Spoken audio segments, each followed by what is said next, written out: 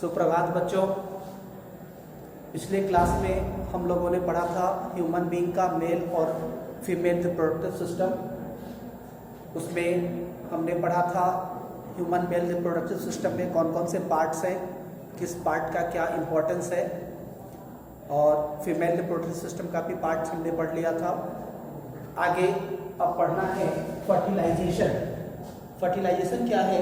जिस तरह हमने पहले ही पढ़ा था, सेक्सुअल रिप्रोडक्शन के लिए गैमेट्स का फ्यूजन या फर्टिलाइजेशन जरूरी है। तो फर्टिलाइजेशन को कैसे डिफाइन करेंगे? Process of fusion of male and female gametes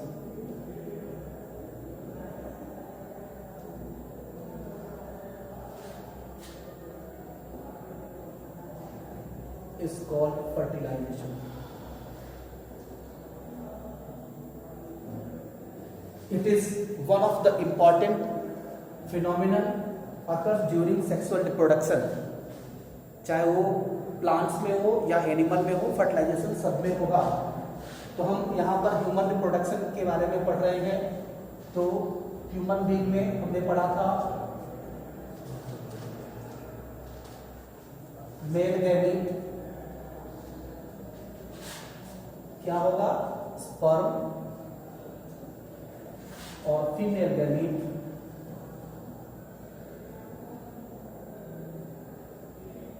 जिसको हम लोग बोलेंगे ओवम या एग सेल। क्लास में हम लोगों ने बात की थी कि स्पर्म सेल बहुत ज्यादा मात्रा में सिक्रीट होते हैं, रिलीज होंगे, जबकि एक सिंगल ओवम भी रिलीज होता है ड्यूरिंग ओव्यूलेशन। ह्यूमन फीमेल में 2 ओवरी होता है, लेकिन दोनों ओवरी एक साथ गैमेट्स रिलीज नहीं करते हैं। एक बार में एक ही गैमेट रिलीज होगा दोनों में से किसी एक ओवरी से।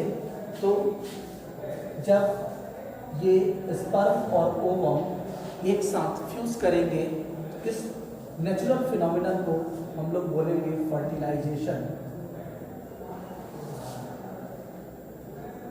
और इस फर्टिलाइजेशन के बाद इसका जो रिजल्ट होगा वह क्या हो जाएगा, जाइगोट। अब ध्यान से देखिए, मेल गैमीट, फीमेल गैमीट, ये दोनों क्या है? दोनों के दोनों सिंगल सेल है।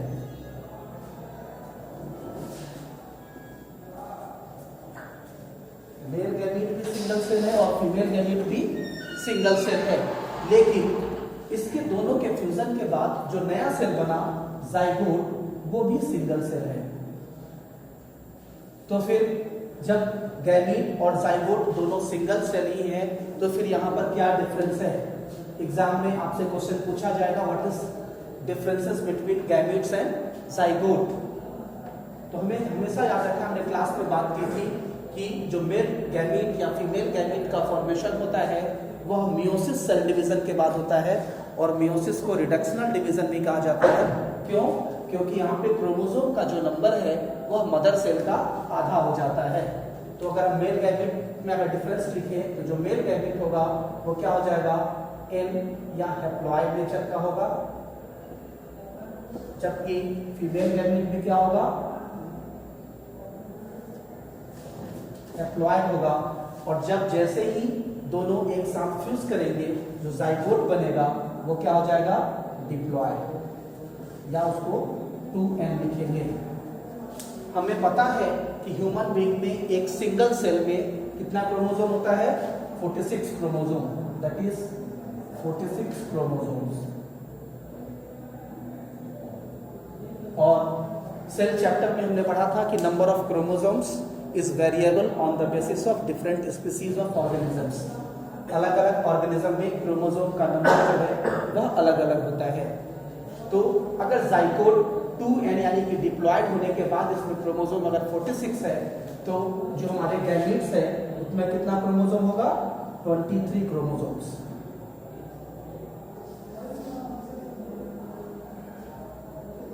इसमें भी 23 chromosomes.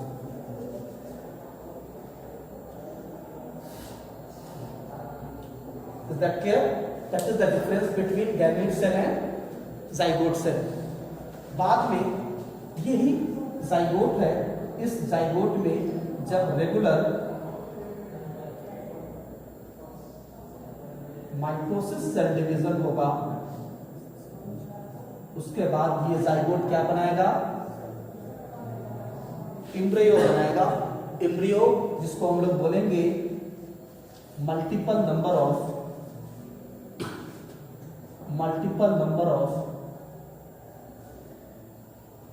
Undifferentiated mass of cells, undifferentiated number of multiple number of undifferentiated mass of cells. ये यहां तक हमें पढ़ना है फर्टिलाइजेशन। अब उस फर्टिलाइजेशन के बाद का जो स्टेप होगा वो कहलाएगा एम्ब्रियोनिक डेवलपमेंट। ये हम फिर बाद में पढ़ेंगे, फिलहाल इतना ही रहने देते हैं। ये हुआ fertilisation.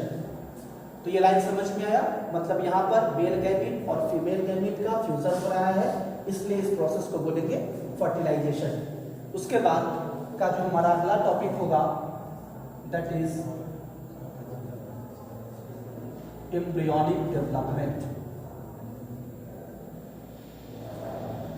It means development of embryo. ये क्या होगा, ये जो जाइगोट है, और एक चीज और इसमें एक चीज ध्यान रखेंगे कि फैलोपियन ट्यूब, जिसको ओविडक्ट भी कहते हैं, is the site for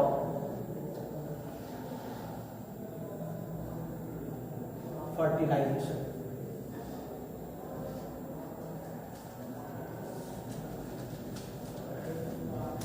fertilisation कहां पे हो रहा है, फैलोपियन ट्यूब यानी कि ओविडक्ट में।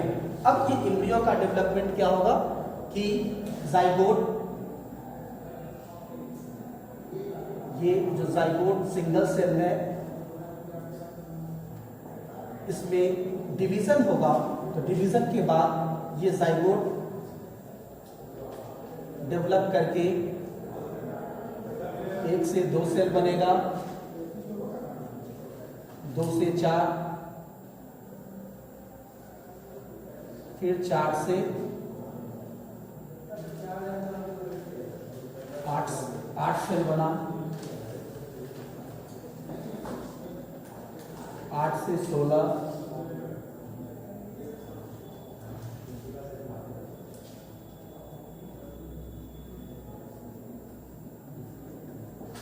16 से 32,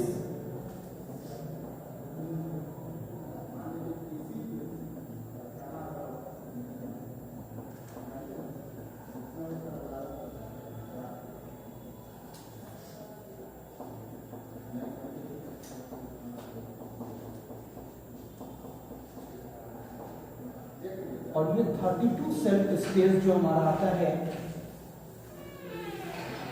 इसके बाद इतना डिटेल फिर आपको सीधे क्लास में पढ़ना है। यहां यानी कि ये जो 32 सेल स्टेज जो है,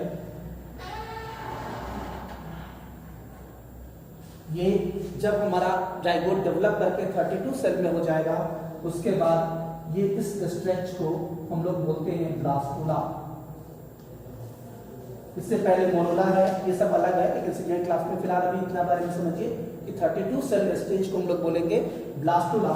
और ये ब्लास्टुला स्टेज में हमने जो पढ़ा था कि मेंस्ट्रुअल साइकिल के दौरान जो फीमेल का जो यूट्रस है वो अपने आप को प्रिपेयर करता है फॉर डेवलपिंग एम्ब्रियो को कंसीव करने के लिए। तो ये क्या हो जाएगा, इम्प्लांटेड इनटू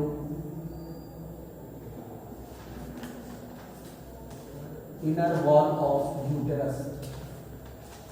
इस सेल में 32 सेल स्टेज में अब ये जाके यूटेरस के इनर वॉल में जाके ये इम्प्लांट हो जाएगा।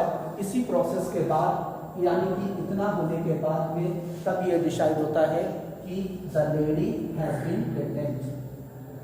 It means the lady has been pregnant. उसके बाद फिर यहाँ पर एम्ब्रियो का डेवलपमेंट फाइनली स्टार्ट होता है। तो अब जो हमको पढ़ना है एम्ब्रियोनिक डेवलपमेंट, तो अगर हम बात करें ये एम्ब्रियो है क्या, एम्ब्रियो को डिफाइन करेंगे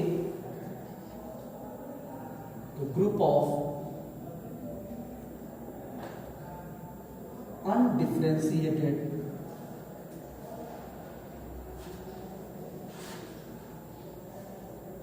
mass of cells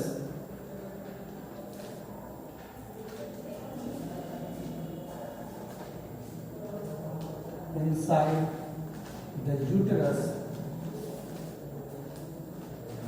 is called embryo. मतलब ये अंदर जब चला जाएगा इम्प्लांटेशन के बाद, अब इस स्ट्रक्चर को नॉर्मल कंडीशन में अगर हम किसी दूसरे ऑर्गेनिज्म की बात करें तो एम्ब्रियो को हम लोग बेबी प्लांट बोलते हैं जो सीड के अंदर होगा, लेकिन यहाँ पर ह्यूमन बीइंग में क्या हो जाएगा, इस स्टेज में यानी कि एम्ब्रियो क्या कहलाएगा, undifferentiated.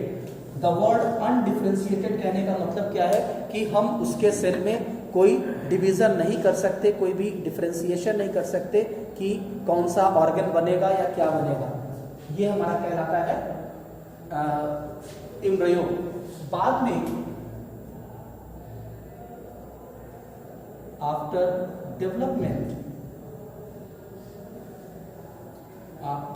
development of embryo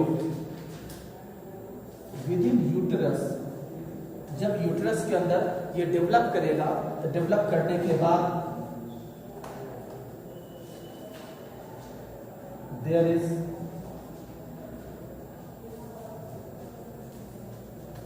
formation of different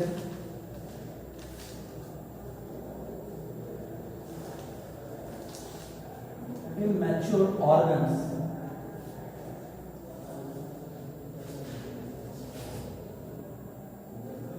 this stage of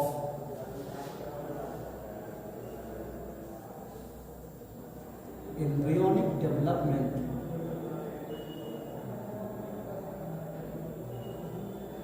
is called fetus।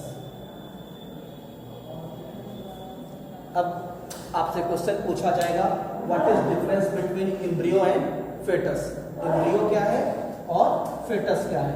Embryo के बारे में आपने क्या पढ़ा कि वो सेल का ऐसा ग्रुप है जो इसमें अनडिफरेंशिएटेड मास होगा, जिसमें कोई भी सेल का कोई क्लियर आइडेंटिफिकेशन नहीं है कि कौन सा सेल कैसा टिश्यू बना रहा है, कौन सा ऑर्गन बन रहा है। लेकिन जो फेटस होगा वो क्या होगा, डेवलपमेंट। एम्ब्रियो जब डेवलप हो जाएगा इस यूट्रस के अंदर, तो डेवलप करने के बाद लगभग वो 7 से 8 महीना पूरा होने तक उस समय क्या हो जाएगा, उस डेवलपिंग एम्ब्रियो में पर्टिकुलर ऑर्गन्स दिखाई देंगे क्लियर वे में। उस जब वैसा स्टेज डेवलपिंग एम्ब्रियो का, तो जिस समय उसमें कुछ जो अलग अलग ऑर्गन्स क्लियर दिखाई देने लगते हैं, लेकिन वो ऑर्गन्स कंप्लीटली डेवलप नहीं होते, उस इमेच्योर ऑर्गन वाले एम्ब्रियो के डेवलपिंग स्टेज को कहा जाता है फेटस। और जब ये फेटस अच्छे से डेवलप करेगा, जब ये फेटस अच्छे से डेवलप करेगा, उसके बाद फिर बेबी का जन्म होगा।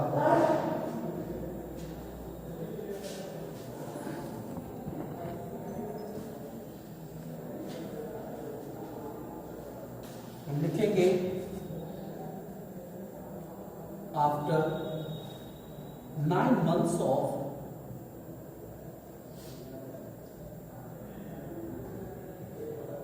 pregnancy, fetus develops into a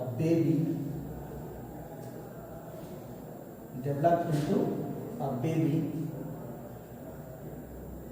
inside uterus, and the process of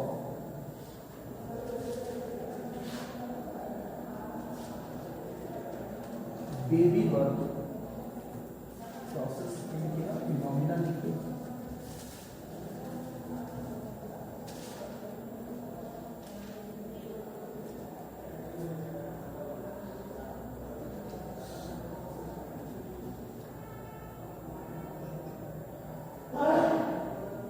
phenomenon of baby birth is called as parturition। और आपने पढ़ा है कि ओवरी से जो दो हार्मोन आपको बताया गया था कि ओवरी से दो हार्मोन निकलता है, एक प्रोजेस्टेरॉन और एस्ट्रोजन हार्मोन। यहाँ पर पार्टुरेशन के टाइम में यानी कि बेबी के बर्थ के लिए मैंने आप लोगों को बताया था कि जो एस्ट्रोजन हार्मोन है वो यूट्रस का जो इंटरनल वॉल है उसमें रिदमिक कंट्रैक्शन को प्रमोट करता है, जिसके कारण वहां पर क्या हो जाएगा, बेबी का नेचुरल बर्थ होता है। इसीलिए the process of natural phenomenon of giving birth to young ones from uterus of a female, that is called parturition।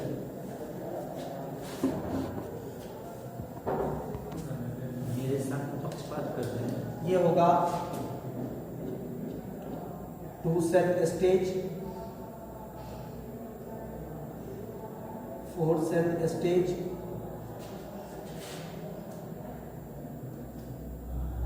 8 cell stage, 16 cell stage. अगर पूछा जाए कि एक जाइगोट का इस ब्लास्टोला या ब्लास्टोसिस्ट में कन्वर्ट होने में कितनी बार माइटोसिस सेल डिवीजन होगा, first mitosis, second mitosis, third, fourth and fifth mitosis. अब यहां जो हमने लिखा पार्टुरेशन, इस पार्टुरेशन के बाद एक चीज और ध्यान रखना है कि ये जो डेवलपिंग एम्ब्रियो को न्यूट्रिशन मिलता कैसे है, तो यहां पे लिखेंगे developing embryo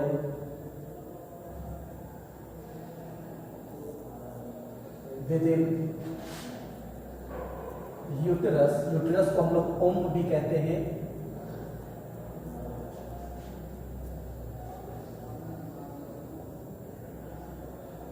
obtains nutrients and oxygen through placenta।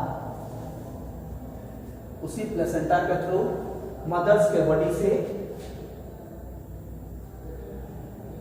From mother's body with the help of blood. तो मदर्स के ब्लड से प्लेसेंटा के थ्रू डेवलपिंग एम्ब्रियो को न्यूट्रिशन और उसके साथ साथ ऑक्सीजन सप्लाई होगा। एक चीज और, जब ऑक्सीजन सप्लाई होगा तो बेबी क्या है, नेचुरल है। जब बेबी डेवलप हो रहा है तो डेवलपिंग एम्ब्रियो बेबी के बॉडी में उसमें बहुत सारे मेटाबॉलिक एक्टिविटीज होगा यानी लिविंग एक्टिविटीज होगा। उस लिविंग एक्टिविटीज के दौरान क्या होगा, उसमें कुछ वेस्ट मटेरियल भी रिलीज होंगे। इस वेस्ट मटेरियल का क्या होगा,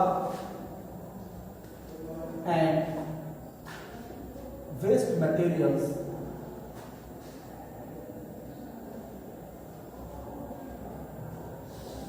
form in developing embryo is passed to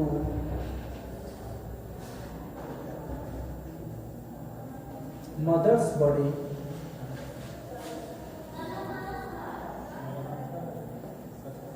through the placenta। और इसी प्लेसेंटा के थ्रू मदर्स बॉडी से मदर्स बॉडी में डेवलपिंग एम्ब्रियो से मदर्स बॉडी में ये क्या हो जाएगा, फाइनली ये ट्रांसफर हो जाएगा। एक चीज और ध्यान रखिएगा,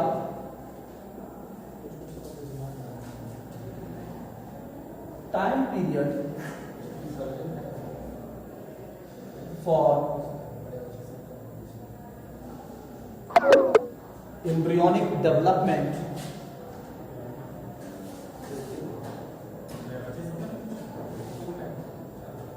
within uterus is simply called gestation period. उसी को बोला जाता है gestation period. Is that clear? ठीक है, फिर इसके आगे ह्यूमन रिप्रोडक्शन हमारा ख़त्म हुआ. इसके बाद आगे हम लोग पढ़ेंगे Metamorphosis and embryonic development in birds. ये हम लोग नेक्स्ट क्लास में पढ़ेंगे.